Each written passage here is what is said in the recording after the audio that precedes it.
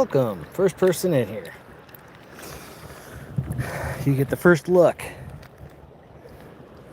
I'm not sure if it's showing up as well on this live cam stream, but let me turn this way. There's some gold in our pan. It's nothing monstrous, but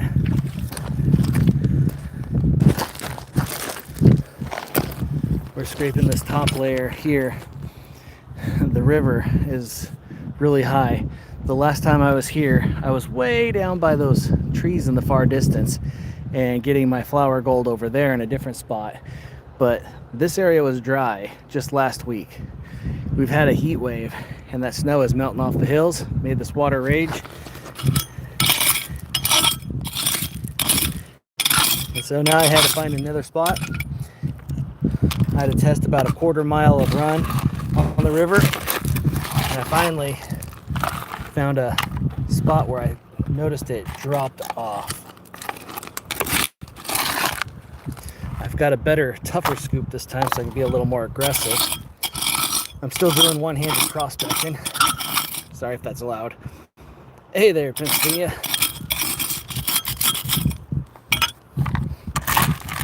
Still one-arm prospecting. I can hold my phone in my hand, but that's about all I can do.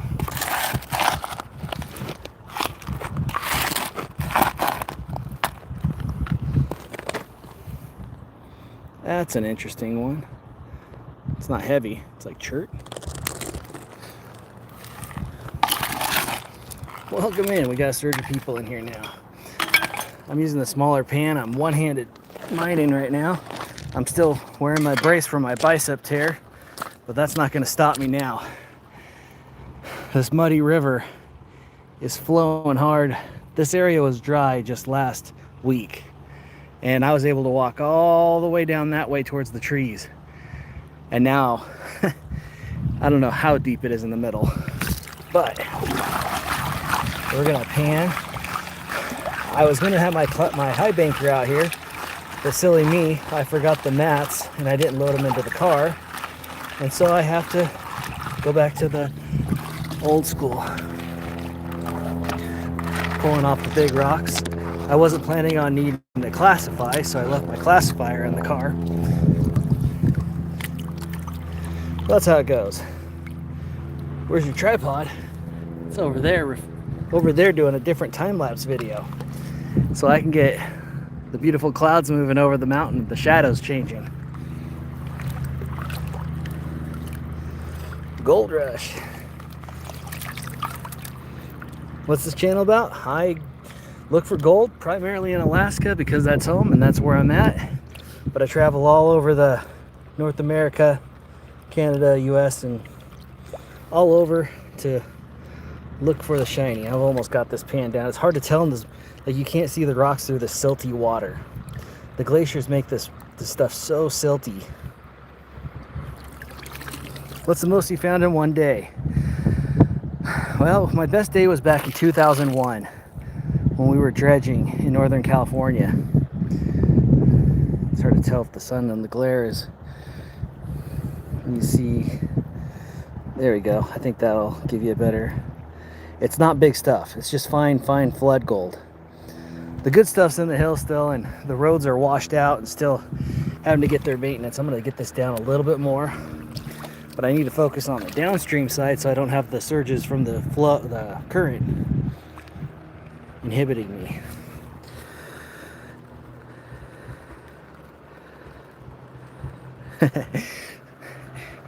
I'd have to break a lot of these rocks in order to get that. I did find one really cool one that I think had a speck obvious in it. Crocs. I got my muck boots on. Probably should have wore Crocs because I'm so warm I could use the cool water on my feet, but it's so filthy I wouldn't want to. There we go. There's a better view of all that gold in the top. It's not a lot, but it's pretty. Now, this stuff is actually really pure because it's been smashed to bits, so probably has some silver in it and all that, but I've dug about a 2 foot wide, so I'm working the top 4 inches of this area, focusing on the flood stuff. So I've worked about 4 inches down, 6 inches right here, 4 inches down, a foot wide, and about 2 feet long. I pan it, get it to where there's a little bit of concentrate still in there, and I just add to it. And at the end, I'll get it cleaned up and snuffer it into the snuffer. And literally, it's just this top layer. The indicator that I had, this greenstone here, is a serpentine, which is a specific gravity between 2 and 3. If it were closer to 3, it'd be more like jade, which is the Alaska state mineral. But this is not jade. It's close relative, geologically speaking, and it's actually a fairly dense rock. And I found 2 of them laying here. Oh, there's like a third one. And they were laying right here. So because they're the heavier style stones, that's what indicated to me to sample here, and how I got that nice little pan of color. Worried about bears geeking in? Nah, I'm not worried about bears here. If I were in Girdwood, Hope, a more remote bush place, I would. But I'm not worried. I'm not worried about bears here.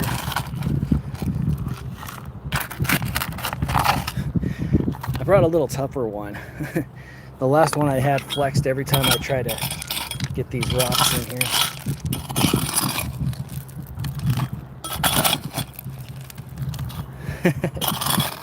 Well, there's so much space here for anyone to actually do this at that I don't care. It's open and everyone can be here. You won't make wages, but if you love it, you love seeing gold in your pan, it's the right place. You'll see it. You won't make wages, but you'll see it.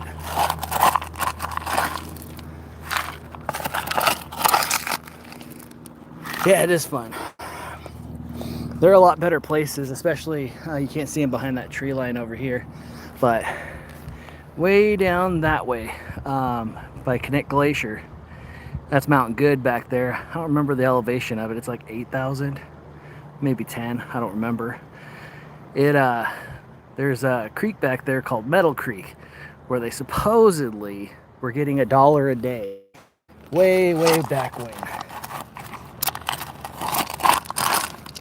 Oh, no, I'm not down to bedrock. The bedrock is nowhere near here. So if I were to get to bedrock, it's probably, I can't even guess. I can't even guess what the bedrock would be here. Now, if I go upstream or into the side up that way, there's bedrock. But most of that stuff is washed off. That's the main channel, main current. This is actually not the main channel. This is a side channel. The main channel is all the way by those trees. We're just in like 70 degrees, near 80 degrees here in south central Alaska, and that is causing a lot of snowmelt and making the water all brown and murky.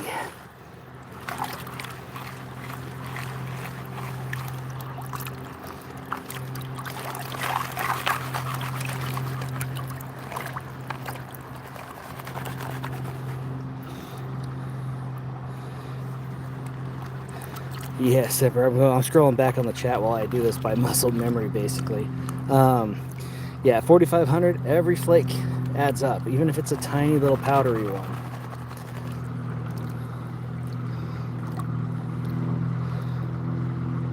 Hello, motorcycle girl. No chunks. No chunks.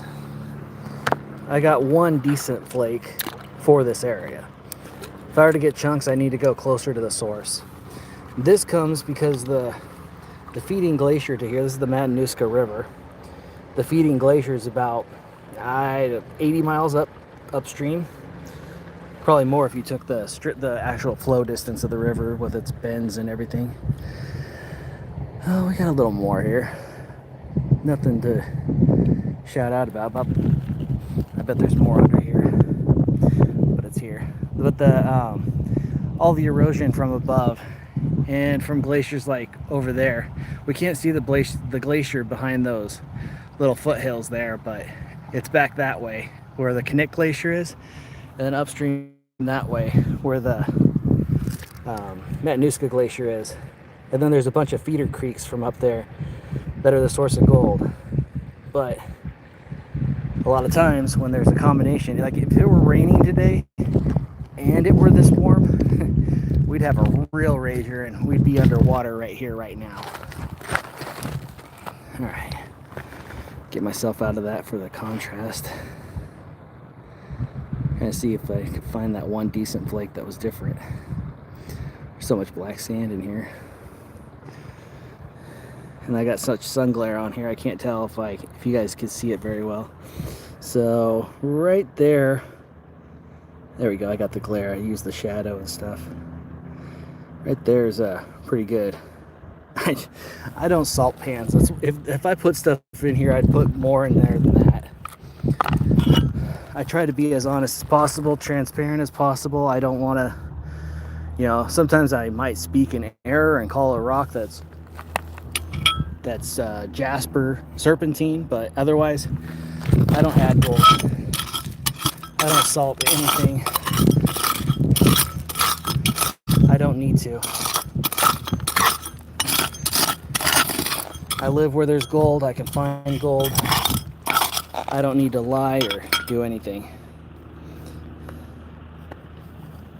Hello, Rocky Mountain. Good to see you. Sorry if I'm not catching all the comments here. I'm trying to do both of these. I'm going to catch up on these.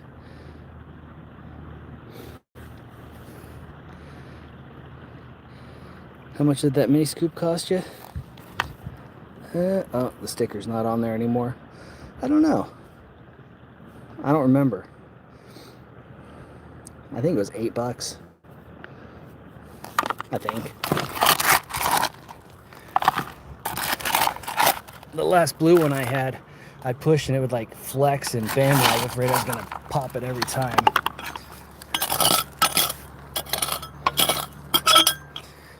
$100 a day. Well, with the price of gold these days, $100 a day isn't out of reason with the right equipment and working the volume. Now, if I had both my arms to work, so I tore my bicep, and I'm kind of one-arming it. So all I'm doing is resting my elbow on my left knee as I'm down here, and doing everything one-handed. I can use my left hand to hold a phone or something less than 1 pound. So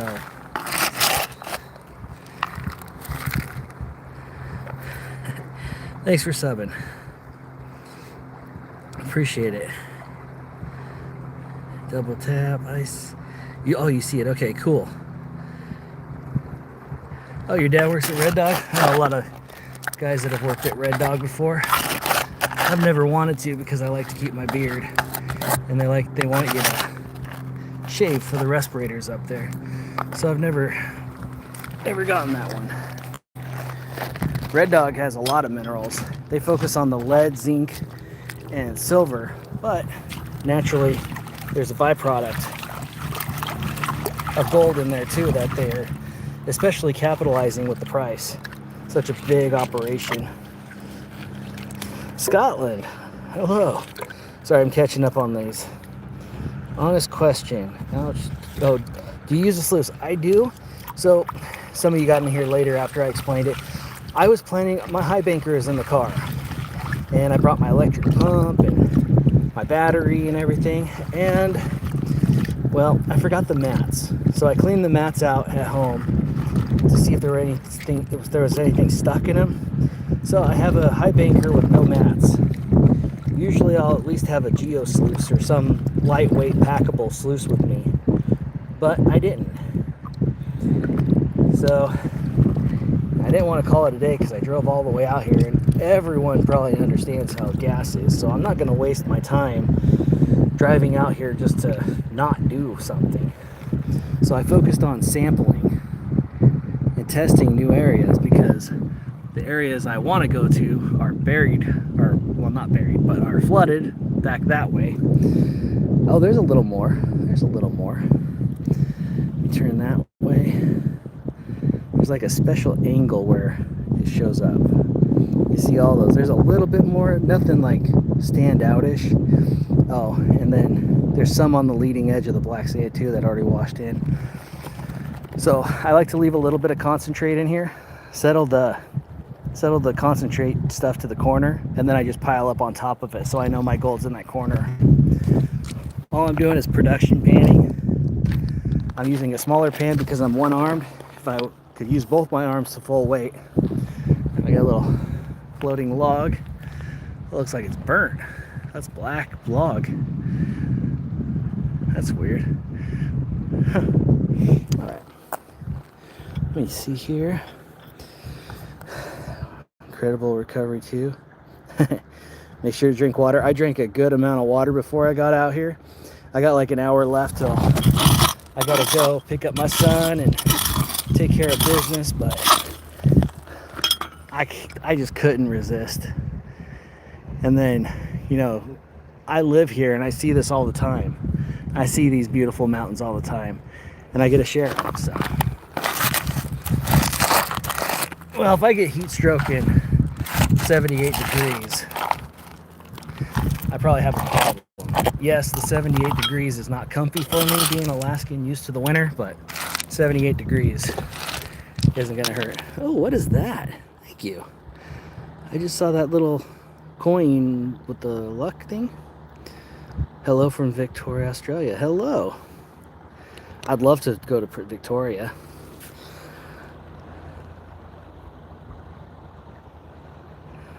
Gold coin, thank you. Is that Alaska? Yes, it is. I know in a lot of my videos that I posted, if you haven't subscribed, I'd appreciate it. My wife loves to see the number climb, and I always send her a message with a screenshot. She's like, yay! So he'd be doing her a favor, and me, but you know, she gets more excited about it. I get excited too. All right, a few more scoops. Oh, Victoria, British Columbia. I still haven't been there either. I've been to British Columbia a lot, but I've never been to Vancouver Island. Because you got to take a ferry, and I haven't taken the ferry.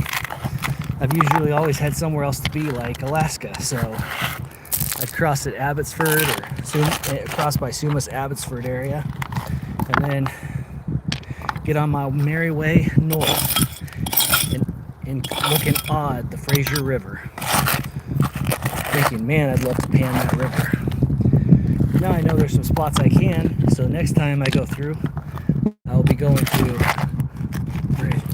the panning reserves where I know I can do it. I do use a metal detector. Out here, it'd be pointless.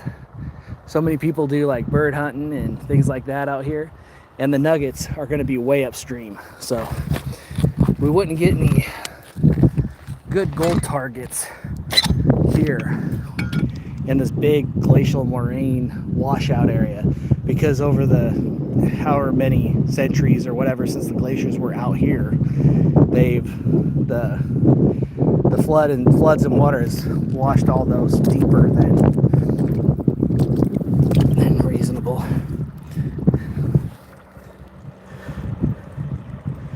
Probably well, Dan Hurd has his own claims, and I wasn't sure what the rules were for like guests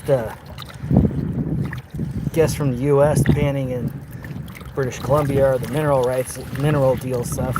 But I did some research and figured it out, and I can go to like Yale has a panning reserve, Lillooet, and there's a few others to name. Canal has one. So I'll have plenty of pit stops along the way going back home to Alaska, or when I'm traveling south. I'm plucking the bigger rocks out by hand, just the big clean ones. Alright. I want a Fisher F9. Oh, that'd be a good one. Have you had a good find? Lots of finds in. Oh yeah. It's a vertical live stream, so not everyone goes back to go do the likes or whatever, because then you do that, you end up being like, where was that video? And if they haven't subscribed yet, they don't know where to find me. So it happens. It's all right. I love likes and all that, but because they're free.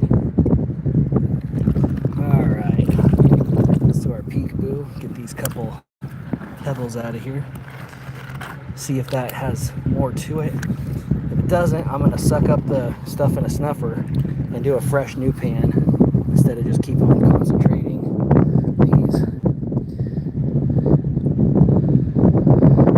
Well, there's definitely, I can tell there's more. I don't know if the camera picks up there's more. My overall count, it's all scattered everywhere, and I see, if I can turn, get that glare off my phone so I can see what I'm talking about here. Do you see there's some more along that front edge of the black sand, and there's more in that black sand as I wash. There's a couple washing down right there.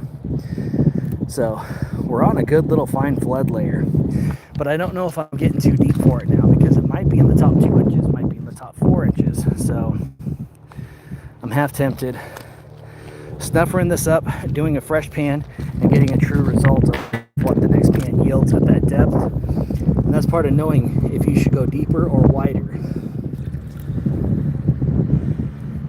A lot of people just keep digging, keep digging, keep digging. And next thing you know, they're like, oh, the gold petered out. What happened?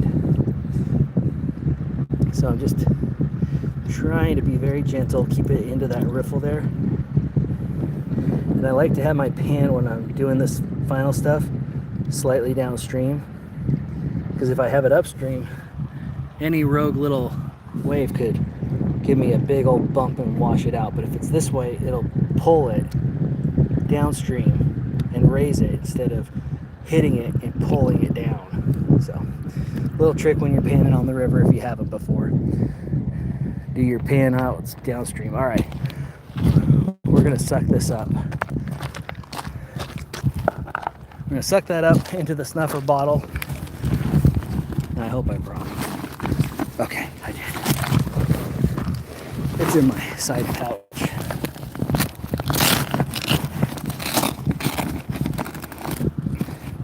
And disclaimer, I didn't clean this one out from last time I was over there, so it has more of this fine stuff, this fine little stuff. But that's okay.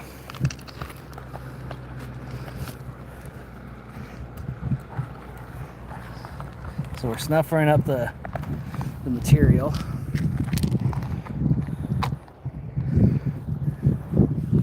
Sorry, I'm gonna have to use my other hand to hold this.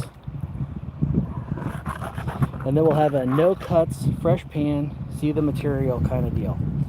Once I get all this gold sucked up. Okay. All right, let's do this fresh from one pan to finish, and we'll see how much little fines there are. That was a total of, I believe, of 10 pans. 10 of these smaller pans. All right, everything is rinsed out. There's nothing in the pan. We're gonna sample. We're gonna do 2 test samples. I'm gonna see if it's still running down here and I still can get the right amount for that. So if I get it in here, then I know it's deeper than about the 4 inches here. You can see this this pick, and it's how far down I am roughly, if you could reference. My hands are like Burger King hands, so they don't help. So we're doing a test of the low end here, and then we'll come back and do a back test up here on the top stuff to see if it was literally fresh deposit on top or if it's all through here. Fresh, clean, no gold pan, scoop. I remember somebody wrote, put it there, and I don't do that. I don't salt pans. The only time I will concede I salt a pan is if I see a kid trying to pan, or a big kid, an adult that is excited like a kid, and I'll sneak something in their pan so they find it and they scream and have that excitement because it's fun to watch. And then they work harder. So it's kind of like an investment. If I salt their pan and they get excited to see it, they'll dig for more with me, and I get more work out of the guests. Little quartz. All right, we've got, I'm just shaking out the rocks, bringing the dry clean ones to the top. I want to get the best material in the pan for a true sample. So here, if they're clean, toss them. If they have some stuff on them, leave them. You don't know. And then when I'm done, I'm going to fill this hole. No holes left behind. And there's plenty of rocks to spread. Here's our maiden test pan of this deeper sample. I don't want to dump any material out yet.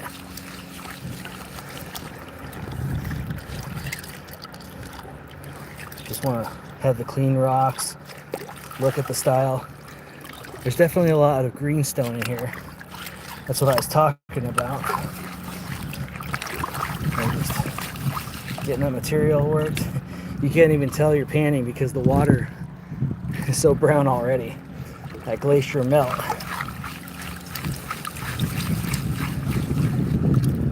I'm just around the top stuff as I get it down. And get these rocks that could knock everything around out. The classifier is much better, but I wasn't planning on using one today. I was planning on high banking.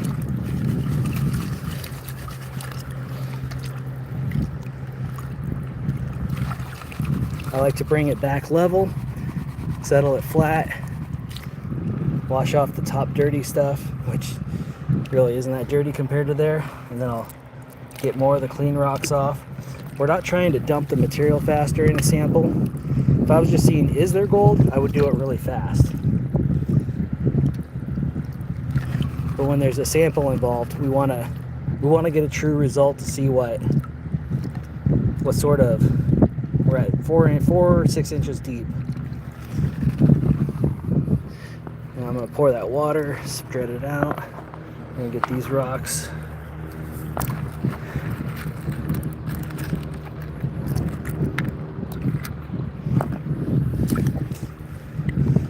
So I'm sure some of you were here when I filled it. Some might have rolled in and out of this live.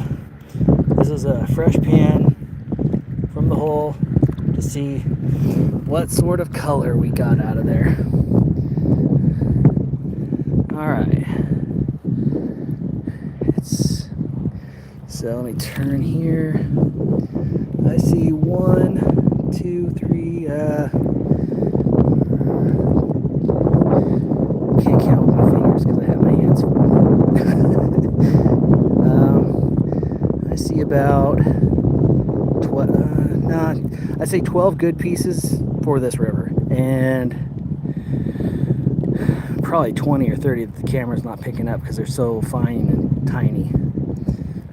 So from raw there, we took one pan, and that's what we got out of that one pan. So that tells me it's still there in that deeper spot there. So it's all through. It's not just the top, which is good. That's good. Okay. Kind of looking for any other sand stuff. There's plenty of black sand. Sometimes you can see little garnets, and that tells you it came from a different area. Maybe something landslide upstream from a certain region deposited, because some areas upstream have garnet concentrations. All right, I'm gonna take a breather, check my comments here. A lot of black sand, gold sluicing. Oh, nice. Hoping for a 0.5 gram. Awesome. From Reedy Creek. Oh. My bad. Did I miss some? How many nuggets since you started panning? It's hard to say. My best summer was in California, and I did about 100 ounces that summer. But gold was only 280 an ounce. So it literally had to be dug up, sold, get supplies, get fuel, get food, and return. There was no giveaway. If I was in the same place in the price that it is today, it'd be a totally different story. So I've had hundreds of nuggets. Let's say hundreds. I've got I got some that you'd call nuggets in other places, little pickers and stuff. Let me see if I can. So that's out towards Knik, K-N-I-K. That's the glacier up there. It's behind those little rolly hills there, and that's Mount Good back there. That's Pioneer Peak at 6,000 feet. That's Matanuska Peak at 6,000 feet. They're actually over. I'm just rounding down. And we're on the high water time of breakup meltdown on the Matanuska River. All right. I know it works, but it just looks like so much is being... Oh, yeah. It definitely feels weird. Yep, fly, yep. $1 million. I wish. It's fun. That's all it is. Keep the search man? Nice, yeah. I love searching. Yeah. Is this going to make wages? No. Absolutely not. Oh, I forgot. I was going to do a test up here of the high stuff. But, oh well. I'll do another one of this. Add to the total. We'll let it grow. The rest is in the snuffer bottle already. Plus what I did last time down there. Same style, by hand.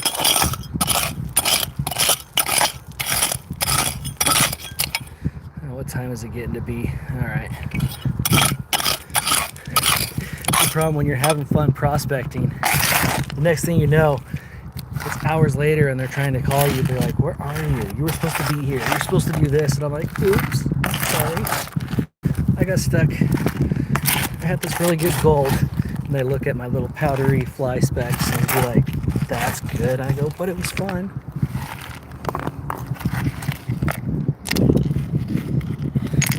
Hello, everyone. Right, beggar? Where do you go with your raw dust? Do you give that to the... I hold on to it mostly. I like to save it up, and I mean, I almost was about to sell some gold because the medical bills for this, but luckily my insurance has an HRA plan, so I was getting reimbursed for some of the expenses, and I didn't have to dig into the gold. Tearing a bicep is lousy. That's why I'm one arm and my left is only holding my phone. Gotta keep that weight limited. Alright.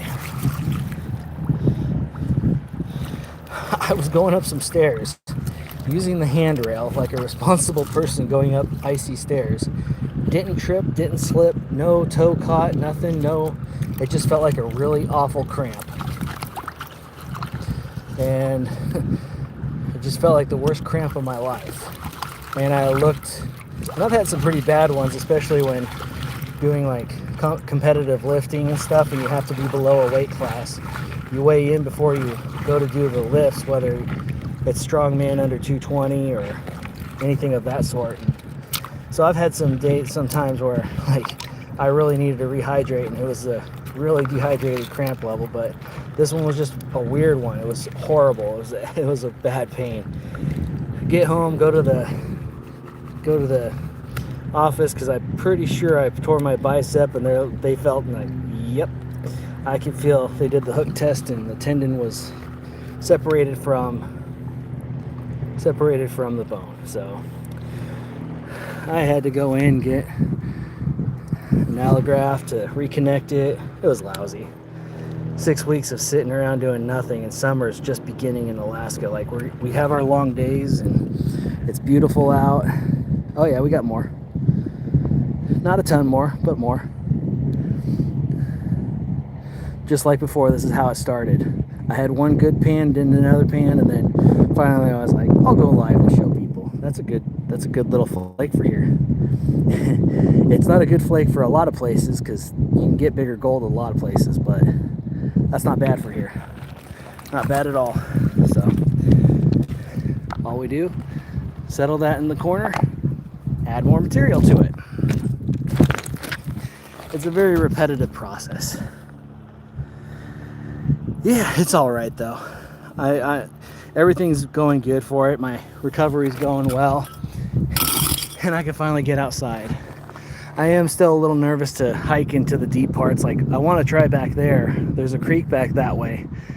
Not on this river, but further up on the other one that I would love to explore and try. But if I do the hiking and I trip or do anything like that, at least this flat area here is not a problem. But if I trip and use my other arm to catch or land on it wrong and mess it all up, it's like game over, gotta start over. So I'm trying not to do that till they say it's fully healed and properly attached. Is there cold? It can get cold, but I mean, we almost have heat warnings because it's near 80 degrees.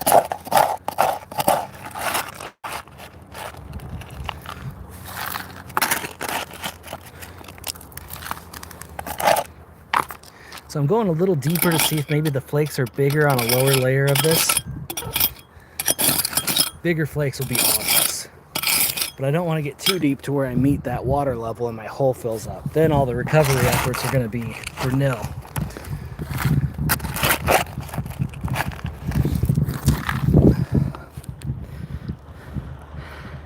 How do you get a hunch about a vein? Well, veins are basically looking. You just have to look at rocks, walls, exposures, or like this, we're panning for the gold. This is called placer gold, P-L-A-C-E-R, placer gold. It's gold that's already eroded from the rock and has traveled by water action or erosion to where it is now. Lode veins are in the original rocks like those. And when you find it in there, you kind of use the placer as your tool because it's small down low because it's been degraded and worn and beaten by flood and water action. You go upstream, the gold gets bigger, and as it gets bigger, it'll suddenly disappear. You go back down and you look to the hills and try to find the right geology where it could come from.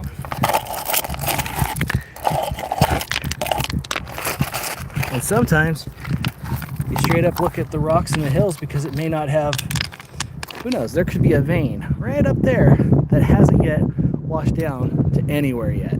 We don't know. You don't know, it's gold's where you find it. Are you found gold? I'm finding gold right now.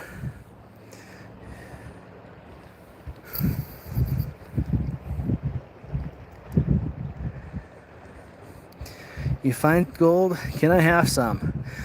Well, I was thinking about doing a giveaway of all this fine stuff. Maybe it'd be great for practice panning. If somebody doesn't, if you're practicing panning, the best way to learn how to pan is to use lead.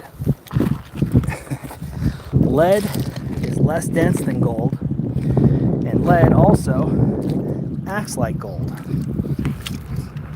It's non-magnetic. It acts like gold, but just on a, let's say, a tougher scale. Because it seems counterintuitive, but gold is easier to recover than lead. And if you are able to pan slivers and pounded little things of lead, you're going to keep whatever gold you find. Lead is a specific gravity of 11 or so, 11 to 14, I think 11. The black sands are right there with lead too. And by panning your lead and getting good at that, when something is even more dense and will sink to the bottom even better than lead, you're golden. You've got the method, the practice, the action.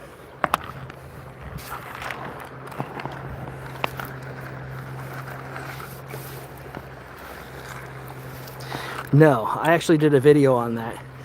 Gold is non-magnetic, it's actually diamagnetic. So you put a magnet, a strong enough one, like crazy strong, and it'll actually repel from magnets, no matter the polarity.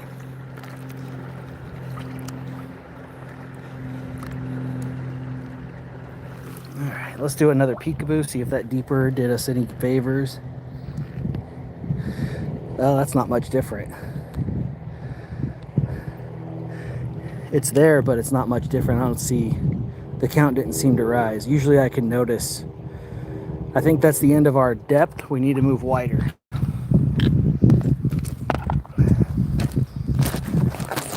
So about, I'd say 9 inches, 9 inches at the bottom. So we're gonna quit going down deeper. It's in the top, let's say 6 inches, because it might have been less in that one area. So I'm gonna focus over here and see if it adds up to more.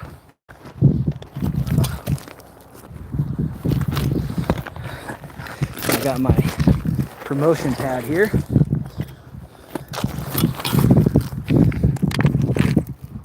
You've been mining long enough to know. Keep the focus. So we're gonna spread out to right here, even that out, and then it'll be about time I gotta go take care of responsibilities. So let's get a few more of these.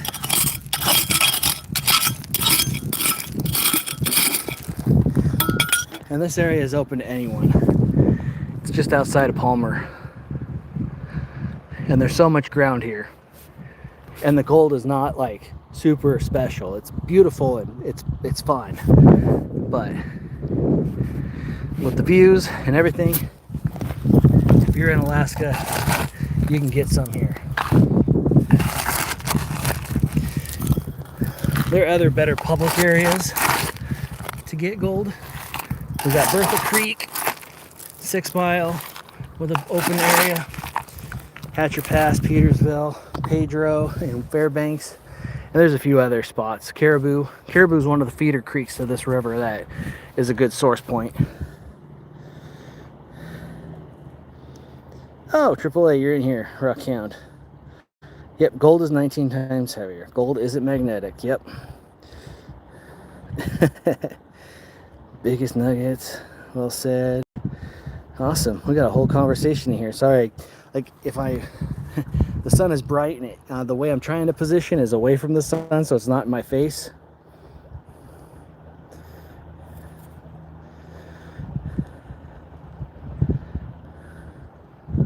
Couldn't find enough gold to live. Well, I don't find enough gold to live on, but I love doing it. That's why I do it. Let's get another pan down.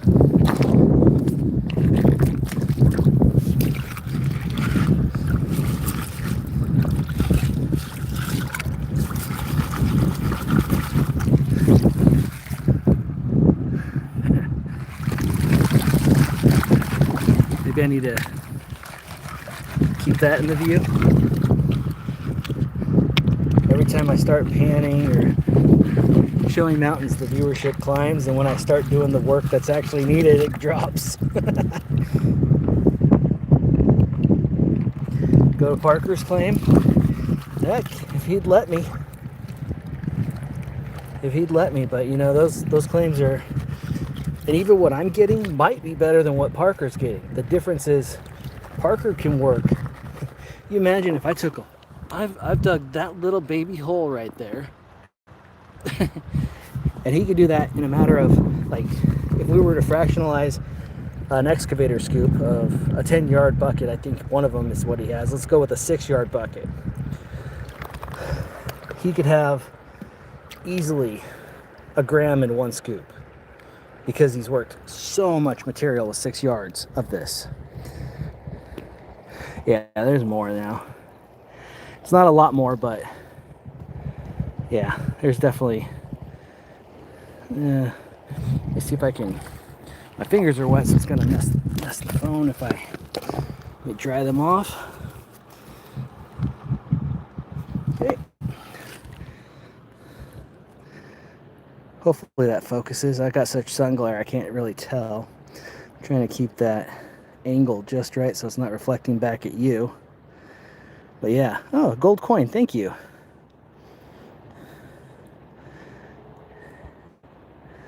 Thank you. There must have been something else. That says 171 up there. Holy moly. I'm sorry if I didn't catch whatever that was. Just doing my work, but thank you if you're still here. Yeah. Maybe if I go to the shade. Oh, there we go. Now you can see it better. So that's one thing about gold and fool's gold. Gold will still shine in the shade. You'll still see the light color of it.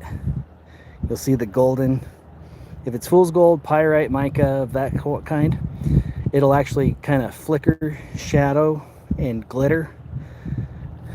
So, and I see another one right in that pile there. All right, I'm trying not to work myself out of breath so I can keep talking, but I do a lot of strongman and heavy lifting. I've not done as much cardio as I probably should have.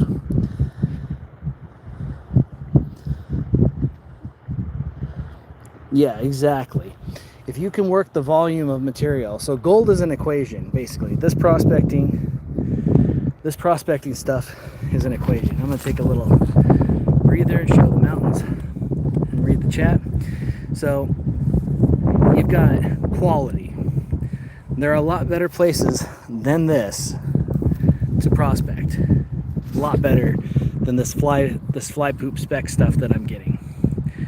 And you have to have, so quality is a thing. This quality I would range on the lower. It's better than nothing, and I'm not getting skunked, and it's good, but there's a lot better places where one piece in a good sample like this would weigh more than all those little specks combined. And then you have time. If you spend 6 hours driving to a spot to get about the same amount, you didn't have to do the labor for it, but you still had to spend that money on fuel, going out there and stuff. So time, how much time do you have for where you go to get the gold that you need? And then the volume of material. Here, the volume is immense. There's lots of areas, and it's always changing and concentrating, which is why this water is brown right now, because the heat wave we're having is melting all that snow up there down here. We're a little late to the game on the snowmelt game.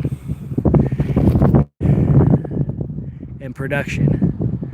So production is if you've got tools. Like this production is not ideal.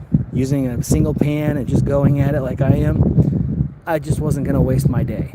I brought my high banker and I forgot my mats in the truck, because I pulled the mats out to clean them, set them and dry them, and then wash them, because I like to clean the oils off after every time, because if they get warm, the rubber and stuff will emit oils and stuff, and you don't want that going into your stuff. So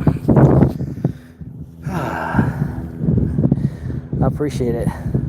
I appreciate everyone being here. I'm just kind of taking a little breather. If I could use both arms, it'd be less burdensome. I got a pretty new scar though.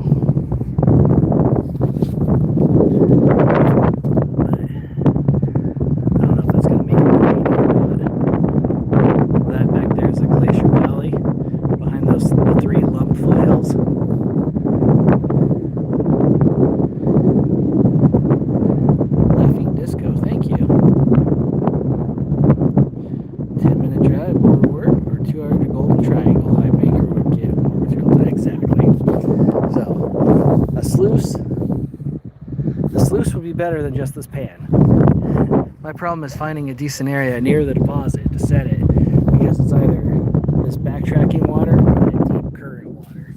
It's not really friendly, plus if my sluice got buried or the water went up, because the water was flowing up here yesterday when it was 80 degrees. It doesn't feel like it's 80 degrees right now. And you can see the fresh, that brown water is loaded with silt, and you can see the fresh deposits of silt right here from where it was a few days ago. Let's see, it's 3:49. I gotta get ready to go back. Let's do our total dump. I gotta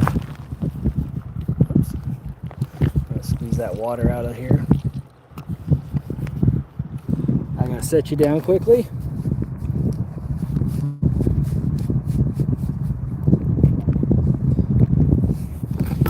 All right. Gold totals. Let's see what it is. There is a little bit from the last the sampling upstream, so there's a little bit more from the last place I was. Always check the rim, check the inside. That looks good. Check your threads. Now you'll see the real amount of color for the last spot I was digging and earlier before I went live. And these are so nifty, but just be careful you don't let it start going downstream. I've done that a time or two, and who knows if somebody found them, washed ashore, and we're like, what's this? All right. that black sand. It adds up when you put all your concentrate cleanup stuff in there. All right.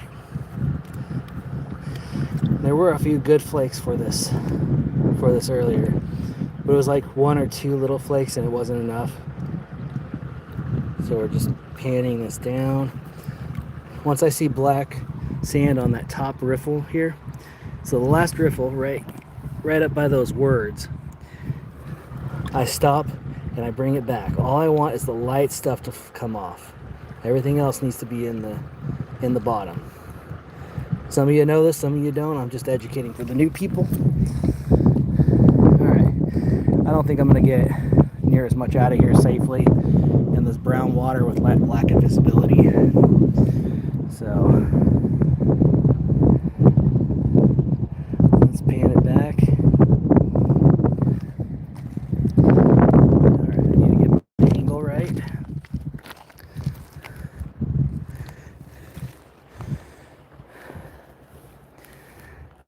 I need to tap the pan. So, right there you can see one in the black sand there. There's another one there. Man, the sunlight. I love the sunshine, but it's hard to see. There.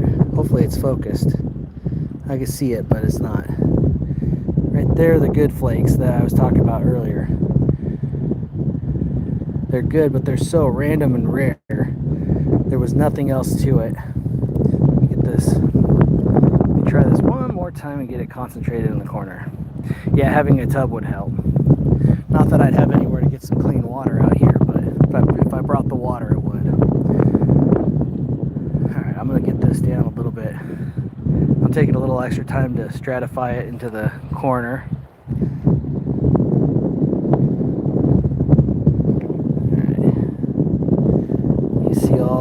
Dust right there. There's a few good flakes I just showed. You see right there. They're good flakes. I'm not saying they're great. You'd hear me a lot louder being excited if they were great. So it's not a lot. I'll clean it up and do more at home. I tend to not even get them as low as this. I usually save them for the winter. So how do I separate them at home? I've got better gold pans that are specifically for separating black sands and materials like that.